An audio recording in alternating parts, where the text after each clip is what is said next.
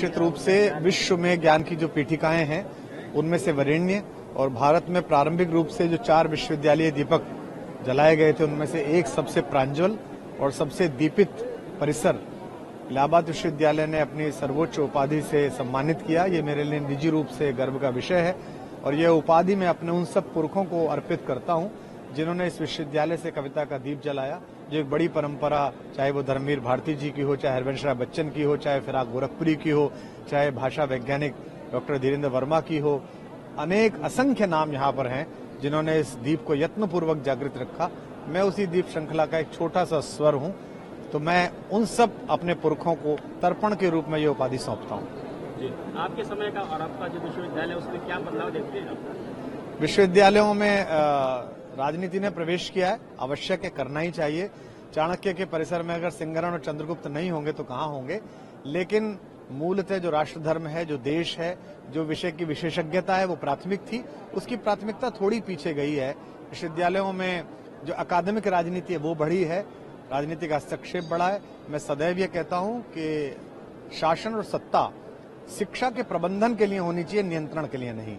तो आज विश्वविद्यालय पुनः उस मार्ग पर लौटा है।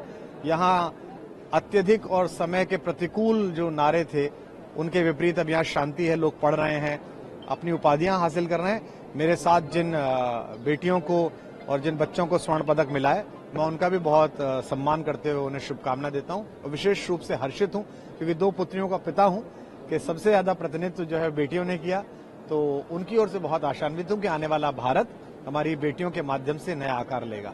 बहुत धन्यवाद। मुख्यमंत्री जी ने कहा कि विश्वविद्यालय से ही युवा निकलने चाहिए और राजनीति का प्रतिनिधित्व होना चाहिए, युवा संसद की बात की। आज मुख्यमंत्री जी का उद्बोधन 4 भागों में बटा हुआ था। एक अभिभावक, प्रदेश के प्रशासनिक मुखिया के रूप में, एक गोरक्षपीठ के अधिकारी आचार्य के रूप में जिसमें धर्म की संस्थापना पर जोर था, एक आने वाले कल के भवितव्य के नेता के रूप में जो विश्व की समस्त गतिविधियों को समेटे हुए था, और एक अपनी पार्टी के नेता के रूप में। तो उन्होंने चारों प्रकार से अपने भाषण को संयोजित करते हुए युवाओं को उत्प्रेरित किया और मुझे विशेष रूप से शुभकामनाएं दी, जिसके लिए मैं उनका आभार व्यक्त करता हूँ।